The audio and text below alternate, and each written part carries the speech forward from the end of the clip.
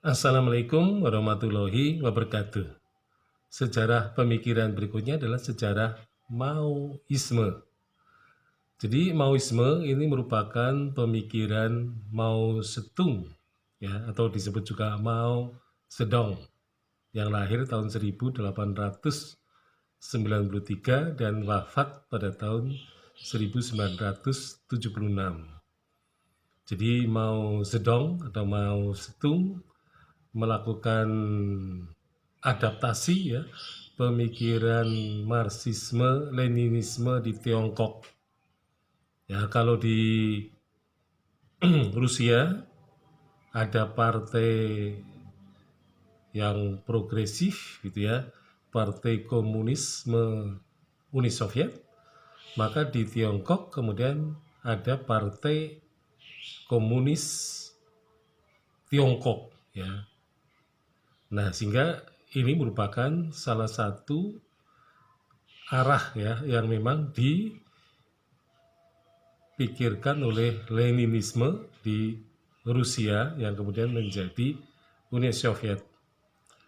Nah, Mao ketika melakukan adaptasi terhadap ajaran Marxisme dan Leninisme itu, dia melihat kenyataan bahwa di negerinya memang terdapat warisan tradisi, ya, yaitu tradisi kekuasaan kekaisaran yang cukup sangat yang cukup atau sangat kuat gitu ya.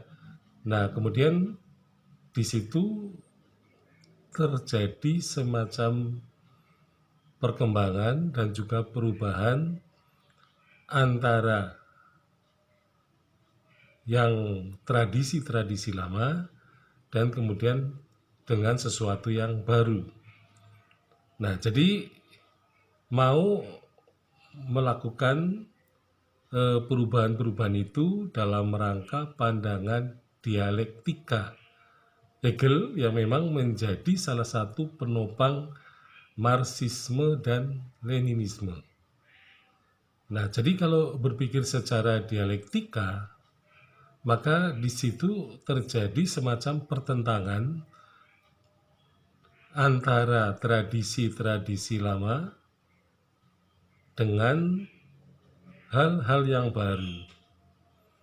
Nah, jadi penyesuaian atau adaptasi pemikiran Marxisme dan Leninisme ini memang berlangsung, ya, cukup lama, karena negeri Cina ini adalah suatu negeri yang mempunyai pandangan yang orang mengatakan kekaisarannya memang mengakar dari awal, sejak mungkin sebelum Masehi itu sudah mempunyai institusi kerajaan yang sangat kuat.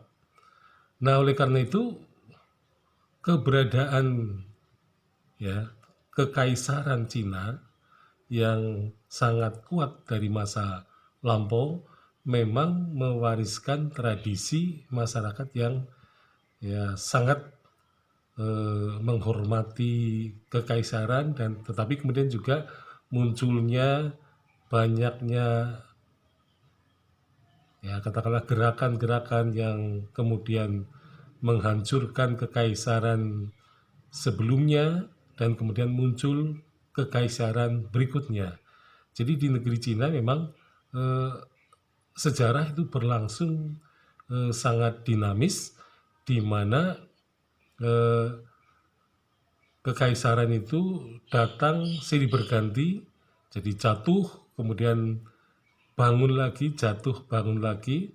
Nah, kemudian revolusi yang dilakukan oleh Mao Zedong atau Mao Zedong ini telah mengubah dari negeri yang berlatar belakangkan kekaisaran menjadi negara yang bersifat sosial demokratis. Jadi salah satu hal yang dipikirkan oleh Marxisme, sehingga sosial demokratis ini yang kemudian menjadi landasan, ya, terutama setelah mereka menganut pemikiran komunisme. Jadi rata-rata negara komunisme itu selalu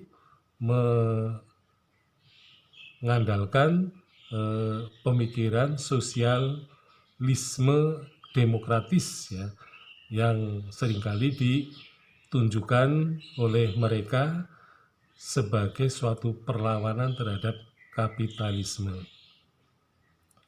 Nah, kemudian dari situ kita bisa melihat bahwasanya adaptasi Marxisme-Leninisme di Cina tampaknya memang ada tahap yang lebih maju daripada ketika ajaran itu diselenggarakan oleh